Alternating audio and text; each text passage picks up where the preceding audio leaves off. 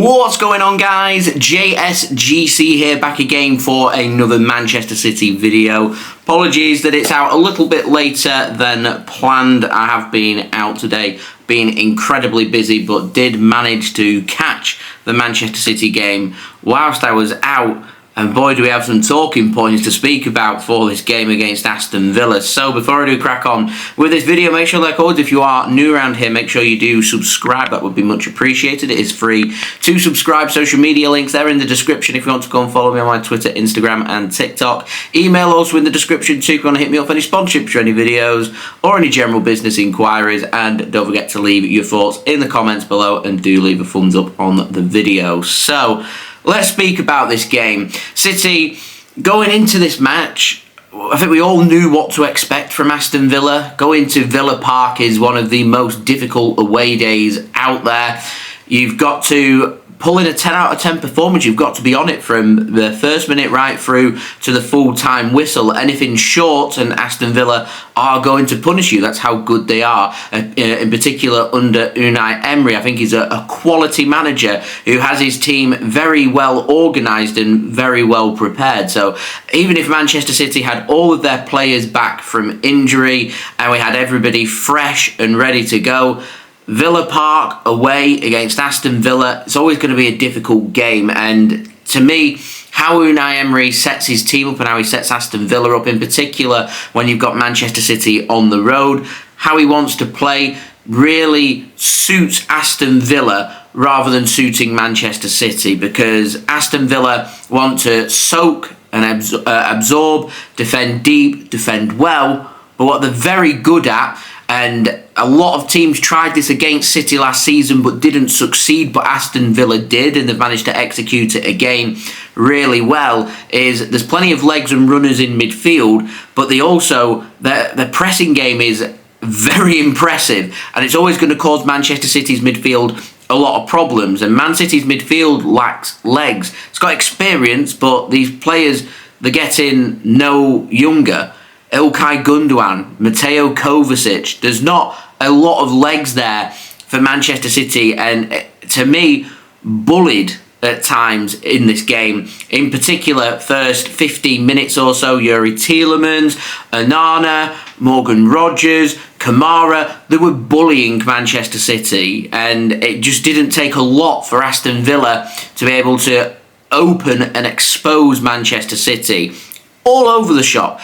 Aston Villa really should have come away with scoring at least a couple of goals if it weren't for the cracking saves in the first 2 minutes of the game from Stefan Ortega. Heck, if it weren't for Stefan Ortega saving a shot, was it 17 seconds in, then this could have been a cricket score. It could have been embarrassing for Manchester City this afternoon. Thankfully, and this is the only optimistic take that I've got from this, is Man City ended up making it a narrow game. We lost this game by 1. We'd scored in this game. They're the only positives to take from this match, because once again, another game where I've just learned nothing from this match. It's literally, I feel like I say the same thing over and over and over again. When you're going to persist with something that isn't working, trying it again isn't going to give you a different result. If you're going to persist with aging old players in midfield against a high energy, high pressing team, you will get punished every single time. On the road, difficult as it can be, we're going with a high line that's exposed. Aston Villa have got pace for days up top. Morgan Rogers bullied Manchester City's defence at times. Rico was getting bullied more so than ever before, in my opinion. And once again, put some question marks over physically, can he cope in the Premier League? Well, he needs so much more support around him. To me, when he's not got that support, he's the weak link in Manchester City's defence and midfield. And to me, that's an area, and I feel real sorry for Rico because I feel like he's the kind of player who knuckles down, works really hard, yet he's one of them players that, to me, right now, isn't quite good enough for Manchester City. And he's getting overexposed by Manchester City because we just cannot manage our squad very well. we've made a fatal mistake heading into this season with a really small squad. It's even smaller this season than it was last season. But we've got more young players making the bench this season than what we had last season. Yet these fresh, young, hungry players who have a point to prove, once again, not featuring. And if you're Nico O'Reilly, if you're James McAtee, if you're Jacob Wright, if you're Simpson Pusey, and you're looking at how City are playing, you're thinking they're lacking legs in midfield, they're lacking somebody to try and organise the defence. Well, you've got young, fit, fresh players ready to go who want to try and help Manchester City. Now, if we have this run of games, but the young players are being exposed and they're getting regular minutes for Manchester City, then I can forgive the mistakes being made. But we're not. We're persisting with the same old experienced players, and it just is not working. And if we continue with this, it's going to continue not to work. It does lead, though, to Manchester City really having to think about their team selection and also thinking about who your opponents are and how they're going to set up and how they're going to play.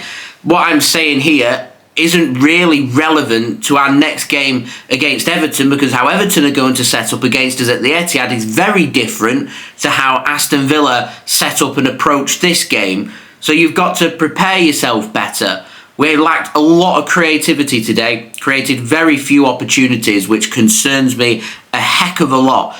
In particular, when I'm expecting Everton to come to the Etihad and defend really deep. They're going to play a similar system to what they played against Arsenal when they came out of the Emirates with a 0-0 draw where they had no shots in the game. Everton aren't interested in anything else other than they're dogging for everything. They're scrapping and scraping at every single point that's going to be available for them, because that point could be the difference between them having success at the end of the season and not. High priority game, so Everton will want to try and defend deep, so we've creatively got to be absolutely on it, but you've also got to be prepared to deal with potential counter-attack threats. Manchester City just didn't seem prepared, and the defence, once again, it was laughable. It's all over the place. City's form right now since November 1st has us bottom of the Premier League, and right now, at times, we're playing like a team that sits at the bottom of the Premier League.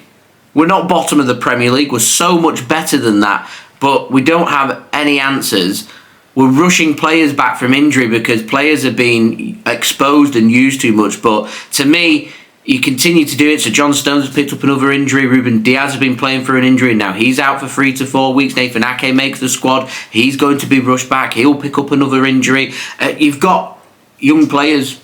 We're trying to get to January to bring players in, but we've still got a couple more games to go. I go with some of the young players and I ask them, do they want to be a regular in the Manchester City squad? Well, there's spots available here.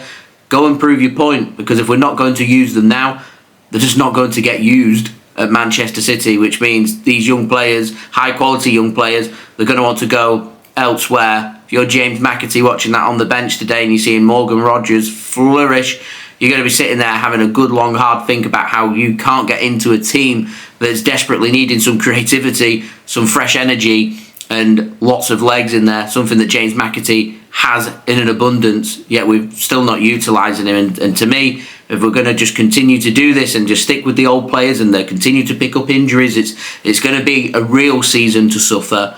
You know, we can forgive Manchester City not winning the Premier League. We've won 4 in a row. It's a tremendous achievement. But, at the moment, City's top 4 spot is under threat. Aston Villa are a team I'm expecting at the end of the season to be competing with Manchester City for a top 4 spot. Aston Villa have taken 3 points off us today.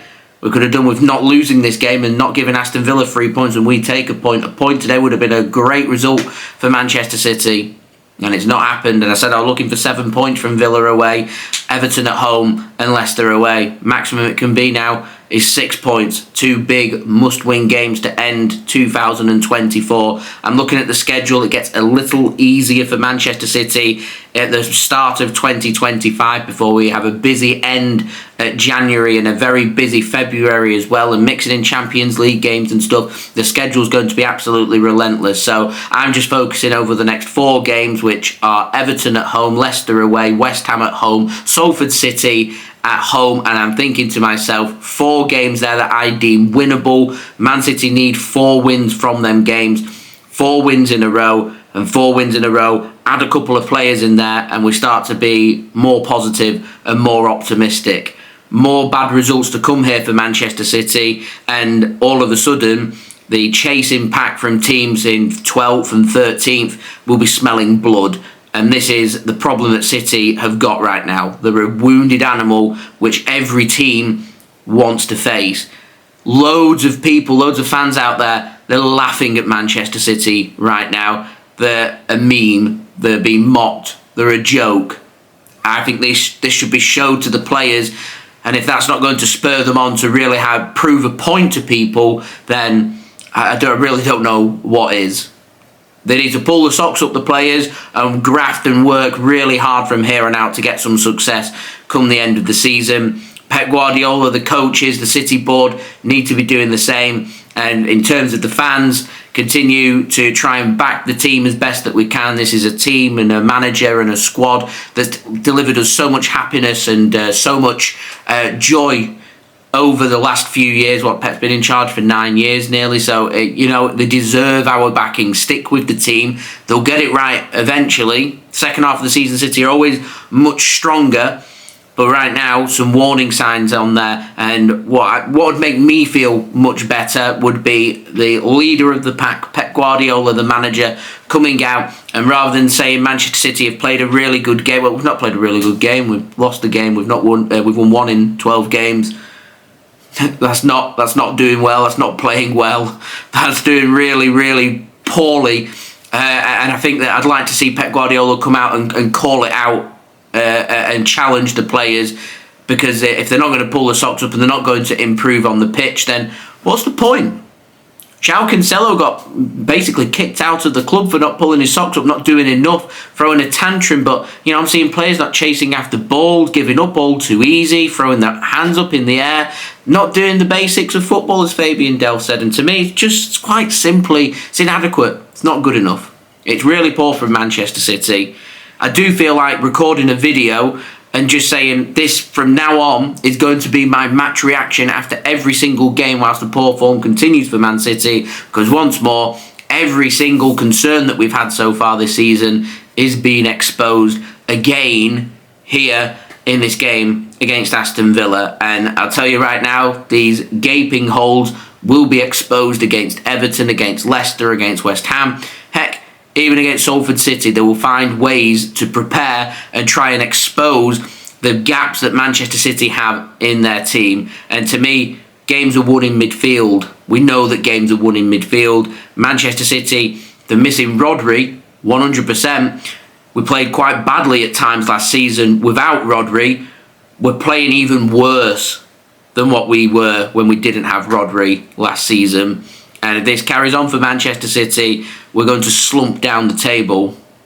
Everyone's having a laugh and joke saying Europa League, but these next few games are quite winnable for City. They don't win any of these games, then top 6, top 7 looks incredibly unrealistic. And I'll tell you right now, all teams will be smelling blood, and Manchester City will find themselves slumping into mid-table, getting to halfway through the season. That should be putting red flags up and alarm bells being rung. So this next month or so for Manchester City is incredibly important in terms of results and also antics off the field as well. In terms of the business point of view for Manchester City, very interesting. Probably doesn't help things that Pep Guardiola's come out yesterday and said that Man City are expected to find out of what's happening with the 115 charges by around March time, which means that I was expecting it, with how big the documents are, to maybe not come in until next season. It looks like it'll come in for this season. What's going to happen? Everything looks pretty unsettled. Manchester City look like they don't know what direction things are going in, and it's causing a lot of concern. It's certainly not helping Manchester City to stabilise and settle themselves into what is a very brutal and long season. Plenty to think about. Would love to know your thoughts, guys, in the comments below. Also, don't forget to leave a thumbs up. That would be much appreciated. Do subscribe. It is free to subscribe. Also, don't forget, social media links, they're in the description if you want to go and follow me on my Twitter, Instagram and TikTok. Email also in the description too if you want to hit me up for any sponsorships for any videos or any general business inquiries. And I'll see you all again real soon for the next video. So I've been JSGC. Thank you everyone for watching. I hope everyone is safe and well. Peace. Ciao for now.